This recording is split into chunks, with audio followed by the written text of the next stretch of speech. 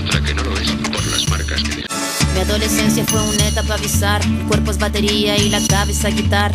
La orquesta narra una tonada quebrada para la mirada de una niña que solo talla espada. Hormona disparada, sobrepobladas de información que cambian temporadas. Caminas encrucijada, cada cual en su morada preparaba la carnada. La sagrada diablada de mirada encabronada. Mi fila la verdad nunca buscó su silla. Mi búsqueda fue mero proceso de pura pila. Pupila de poeta que marcó nuestra saliva. En la cordillera que miraba la salida. La parada militar de paso monótono. Colores policromo, los uniformes de poco tono. De tono mi cuestionamiento, la voz y sonó, no. Mi primera rima que sonó y me enroló. Mi búsqueda no fue para mi cosa de escenario. Fue algo necesario y que marcaba ya mi fallo. Así que tú hablas más de lo necesario. Fue cuando entendí que todos quieren ser corsario. Denver Broncos Mile High View, no commercials, no bullshit. Me and Colby had a pregame video on this Cleveland game, and it just went exactly the way we said it would go. We said that it would be a battle of the trenches, and the Denver Broncos would be overmatched, which they were. We both talked about how Cleveland was going to ball hog and chew all kinds of time up, which ended up really killing the Broncos yet again. And after the game, Steve Atwater was asked, do you think the coaches should be fired? And he said, well, we've first got to start with the players because there's a lot of players that aren't doing their job. So we're going to get into player personnel here. Yet again, the meat of the Denver Broncos problems. Well, you think the Broncos would have learned after the Steelers, then after the Raiders. Now the Cleveland does exactly the same thing because our linebacking just sucks. Even with this kind of stuff worked even when Alexander Johnson and Josie Jewell were in. Maybe I can't even say to a lesser degree. It's about the same. So it's a screen, and the same thing that we saw the last 2 weeks, Steelers. Raiders, this time it's Cleveland. Just let the line come in. Nobody's going to get to this play until way, way late. Just a massive chunk of yards. But the Broncos, they would keep falling for that all night. And back-to-back big plays. There's a 20-yard run, and Shelby Harris, who got the big contract, and Nora Purcell can get off their blocks. It's been a problem for the Broncos for, I think, many seasons. Underwhelming defensive linemen not being able to get off their blocks consistently with these better opponents. Just to prove a point that the Denver Broncos don't have the player personnel, they're totally overmatched. Cleveland's left tackle pushes what I believe is a linebacker into a lineman. One player takes out two Broncos. And this is a 10-yard run because of it. Just watch it. I've got it highlighted, and I'll loop it. And with one draft pick, you could have got that with Slater, all of you who laughed, instead of Garrett Bowles and the crap he was putting out that night.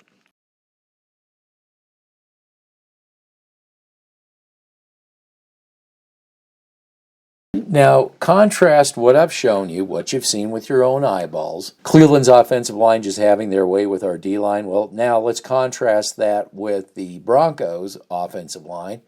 First play, right off the bat, Cleveland's defensive line literally turns the Broncos' offensive line inside out. I'm going to freeze it here.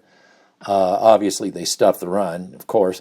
But look at all the white jerseys. They're facing the direction of the Cleveland defense is supposed to be facing, and all the Cleveland defenders are in the backfield. That tells you right off the bat you're overmatched. I mean, not just one guy getting through. That's the whole offensive line basically on the Cleveland side of the line. And Cleveland's defensive line is in our backfield, the entire line. You can't make this stuff up. And that's why I say, you want to lie, you want to say it's the best offensive line and all that, you got to be out of your mind. Does this happen all game long? Well, yeah, kind of.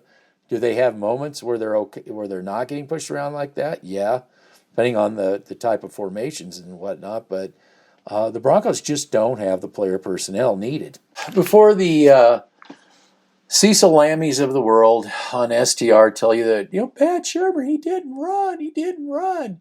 Trust us, we're not big fans of Shurmur here. But before he says that one, the Broncos did try to run. By and large, they just couldn't move the line.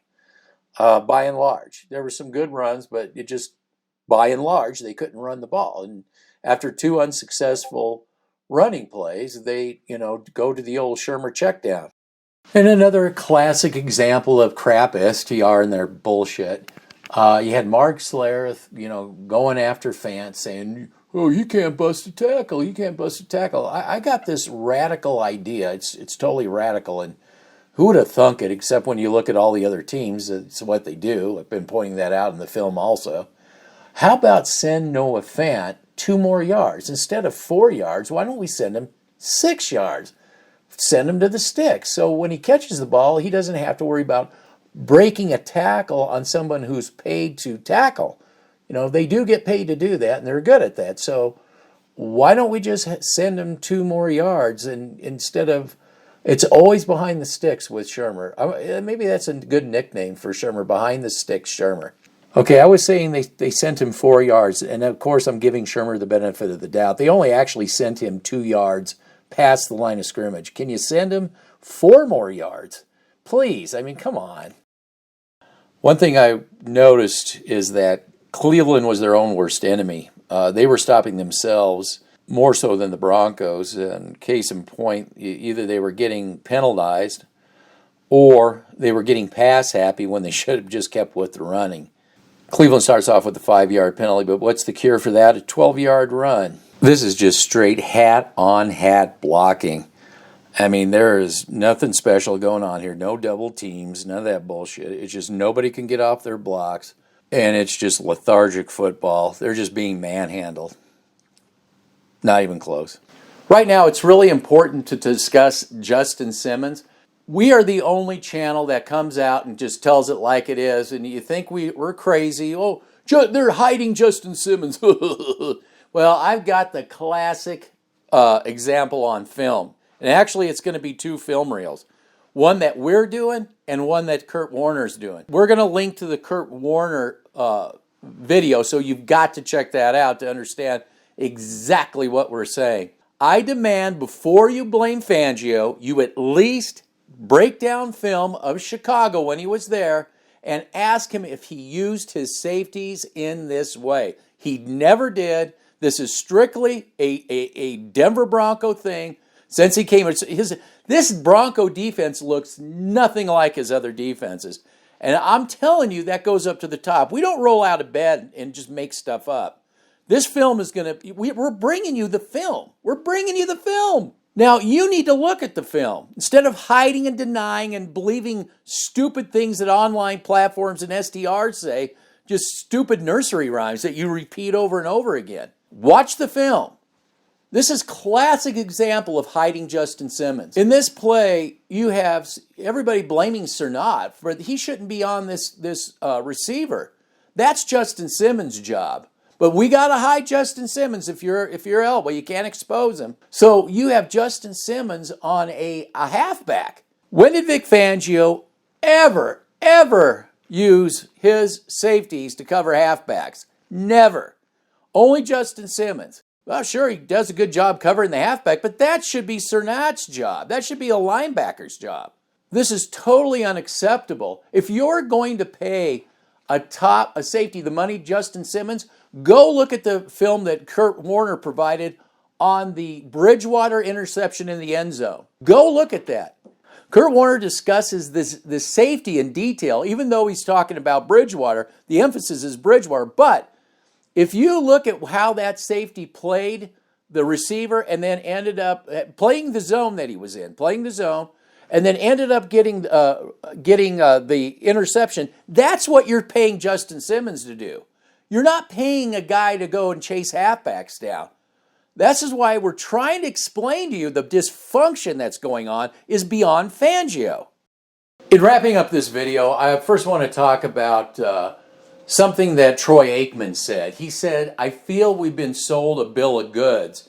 And he said that in regards to the Broncos. And this channel was created as a counter narrative to that bill of goods that Dove Valley's trying to sell at the online platforms have all latched onto and now all look like a bunch of clowns, the clowns that they really are, including sports talk radio.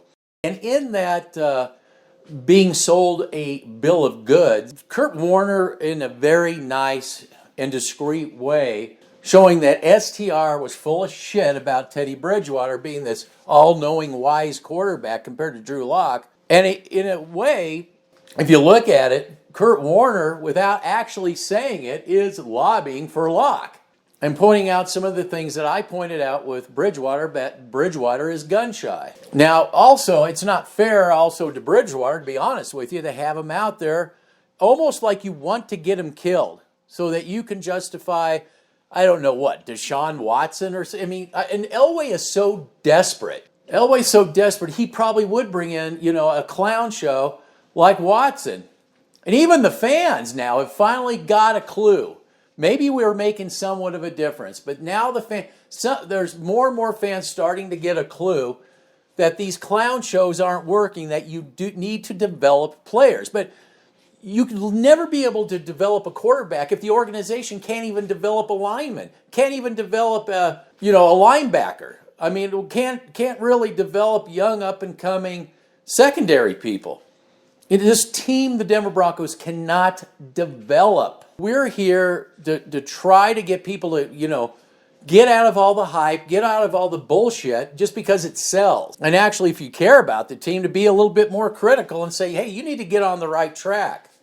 And we strongly believe Elway is not that answer. It's Elway as usual. If you want to keep going the Elway way, this is Band-Aids and names and you don't like Fangio, then picking bad coaches, picking bad play, all this stuff, he's got to go. So this organization really is in need of real ownership. And the trust and all that clown show needs to go. The Brittany Bolins, get him out of there. Get an owner, get renewed commitment to what Pat Bolin stood for.